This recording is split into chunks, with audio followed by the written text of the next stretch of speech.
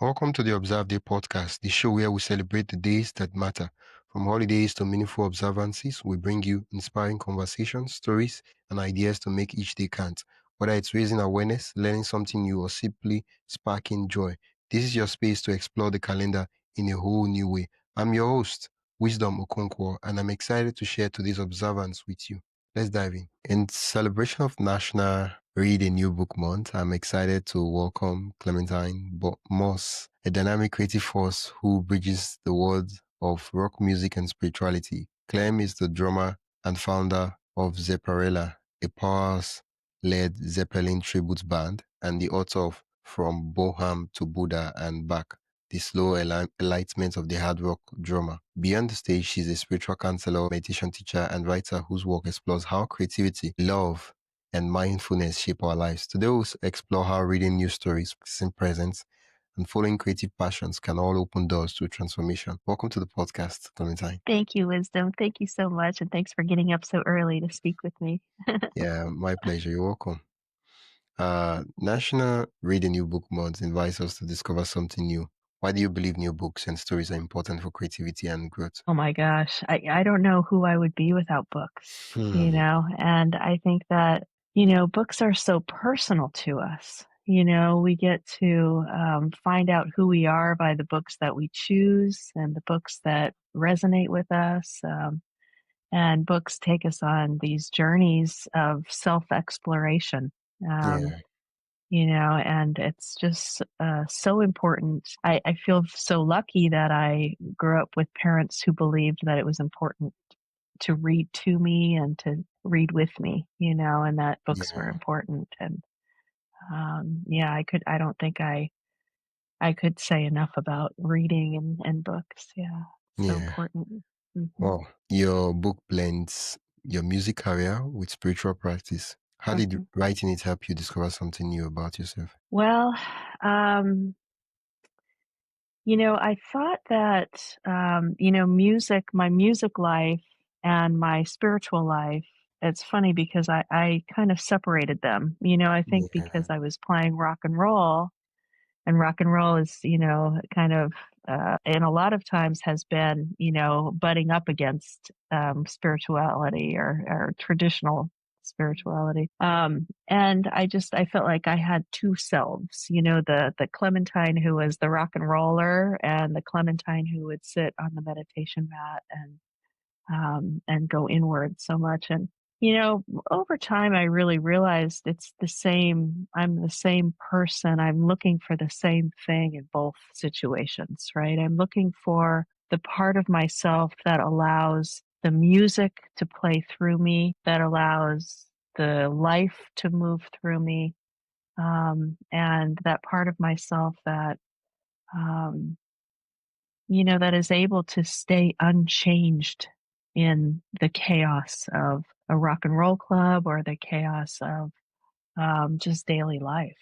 And there's a part of myself that I find when I sit quietly um, that seems to have never changed. It's that part of me that feels almost eternal. Um, and when I connect with that, then music flows easily. yeah, As a musician, it flows more easily, and my relationships flow more easily, and life flows more easily when I feel that truth of myself. Yeah. yeah. Oh, wow. Do you remember a book that you read that's completely shifted your perspective on music, mindfulness, or life? Um, well, I would say there are so many of them. They're kind of swimming around in my head. Yeah. Um, But, the first book that I read about meditation was about Zen Buddhism. It was called The Three Pillars of Zen. Hmm? And it was the first time that I read about people and what their experiences were in contemplative practice, really talking about the relationship with the teacher and the relationship within themselves. And that was when I started to think, oh, this is a practice. It's Yeah, not just a philosophy. It's something that I can practice to know more about, and that it's a very internal, personal practice helped along by great teachers. And so I think that was a turning point for me when I started saying, I'm going to actually devote myself to meditation practice or to learning about meditation practice even. Yeah. Yeah. Well, thank you for that Mhm. recommendation. Mhm. What role do you think silence or stillness play in both music and writing? Well, they say that, a lot of great musicians have said that, music really is the primary voice in music is silence. Where we're placing rhythm, we're placing beats, we're placing melody around the silent parts, right? And I feel like great music, a great musician knows how important silence is in the story that they're telling. And I think that for in our own lives, there's so little silence. And, we know people who are very uncomfortable with silence. People who they have to fill up the Yeah. space, right? Awkward. Yeah, they have to fill up all the space in the conversation or in the room. And you can see how uncomfortable they are with that. I think, and I think a lot of that is because in silence we see the truth, and sometimes the truth is difficult to sit with. Um, the truth about the way we feel, or the truth about how strong our emotions are. I think a lot of people and a lot of cultures tend to run away from that. That's Yeah. revealed in silence. Yeah. Now we're even talking about silence and stillness, right? One time I was just having this thought in my mind that reading is, I don't know, reading seems like a form of meditation, because what you're doing with the book is you shutting down everything around you and you just focused on that book, on that story, and it's a whole different world, and you're just there and everything is calm, everything is quiet. You're not trying to do 5 to 20 other different things at the same time. You're just doing that one thing. And it is really relaxing for me, at least most of the times when I read, to really Yeah. have that time to just read, slow down a Yeah. bit. Yeah, and, I feel like in our lives, sometimes we really have to make time for it, right? I mean, there's so many other things that have so much more energy, seem to have so much energy to them. But when we really say, "Hey, I'm putting aside this amount of time to read Yeah. today," it really is, and we have a different relationship with time when we're reading too, right? I mean, we can be reading and we can go on this epic journey and then look up and realize like, "Oh, wow, I've been sitting here for 30 minutes Yeah. and it felt like I was, completely on the other side of the world." Yeah. Before we dive deeper, I'd love to invite you to join the Observe Day newsletter. Every week, I send you highlights of upcoming observances, creative ways to celebrate, and behind the scenes extras from the shows. It's the perfect way to stay inspired and never miss a meaningful moment. Sign up today at observeday.com/join. That is observeday.com/join. Now, let's get back to the conversation. Yeah. Oh, many people face self judgment when creating. How do you learn to quiet the not good enough voice? Oh boy. Well, I think you have to make friends with it because I don't know that it ever goes away. One way that I learned to deal with it was to realize that the reason that the judging voice was there was to protect me. It thought that it was protecting me from doing bad work or doing, not paying attention enough or Yeah. stumbling. And when I realized that it was there trying to help me, then I stopped fighting with it as much and started to make a promise to it. If I say that I will work as hard and as diligently as I can on this, if I examine every aspect of this creative project that I'm doing and really put everything I have into it, will you be quiet? Right. And Mm, so it was almost like making a deal with the negative voice. Like, I'm going to promise you I'm going to work as hard as I can so that even if I'm criticized for what I do, I'll know that I did as much as I could to make it Yeah. happen, then the criticism doesn't mean it as much. It's like, okay, well, then the criticism I can learn from. All right, Yeah. well, maybe I do need to be better at this or this, but at the time I made it, I was as good as I could be at it, and that's all I can do, right? Yeah. And that seems to quiet down the critic a little bit. For me, it's the fact that I have to remind myself that you have all that you have, and Mhm. to do what you need to do right now. In the future, when you have what it takes, you do whatever standard you have up in your head. But for right now, the skill level and everything, this is it. Do it anyway. Because sometimes, especially when it comes to writing or reading or any of those things, we're like, oh yeah, well, I don't have this. I'm not really that good. I can't do this. And I'm like, no, just do it. Do what you can do now. Do, because most times the thing about, and still we're talking about mindfulness, we're talking about writing, talking about reading. Most of the times we're so focused on what we cannot do instead of what we Mm, can do, right? A lot of persons when the year reading, they're like, well, I don't have 6 hours to spend to read a book. And I'm like, no, nobody says you have to spend 6 hours reading a book. Even if it's just a page, right? Read it. It doesn't really read what you can read. Right? We're not in the contest with anyone and say, well, yeah, I read 800 books last year. That's mm, lovely, but you don't have to do mm. that. Do Yeah, what you can. do what you can. And everything, it's true. Everything you need is right here, right now. Yeah. And that will change, and you'll have more later. But for right now, that's a beautiful thing to be reminded of. When I started playing the drum set and started playing music, I was 27 years old, and that was very late. For people. Usually, everybody I knew started when they were young Yeah. Child kids. And prodigies. yeah, that's right. uh, And so when I started playing, actually it was a big freedom because I thought every time I got on stage, I was going to be the person who was the worst. You know what I mean? Like everybody else had been playing for at least 10 years yeah. longer than me. So I was going to always be the worst. And so it was a big freedom. I didn't have any competition with anybody other than myself. And Yeah. all I could think was just do what you can do. Just do the best you can do. And then that's all you can do.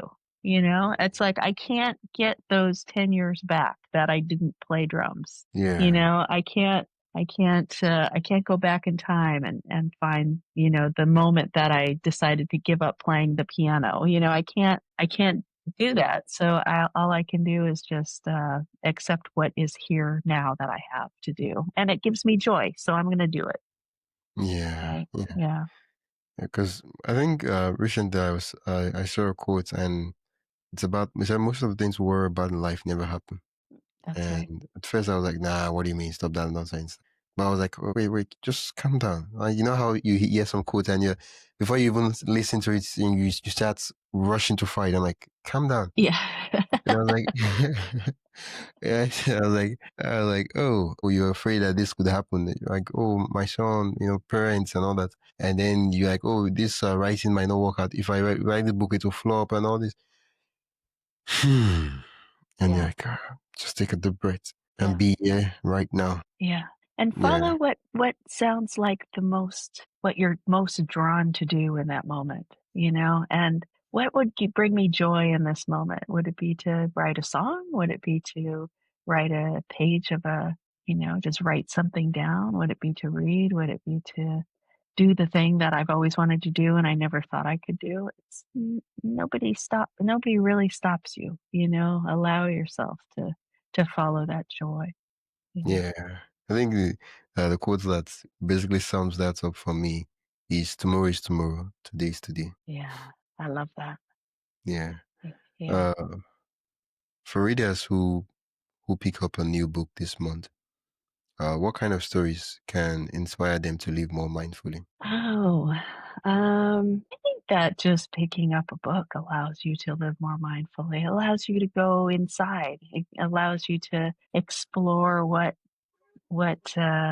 thrills you, what uplifts you, what makes you want to be better in some way at what you do. I really love stories. I mean, I love classic literature to me. No matter what the culture is, reading about the history of your culture, or the classic writings of your culture. I think that can be very uplifting because it can kind of show us where we come from, and put a perspective on like who we are, in the long line of our ancestors and the long line of the people who came before us. What kind of makes up our idea of ourself now?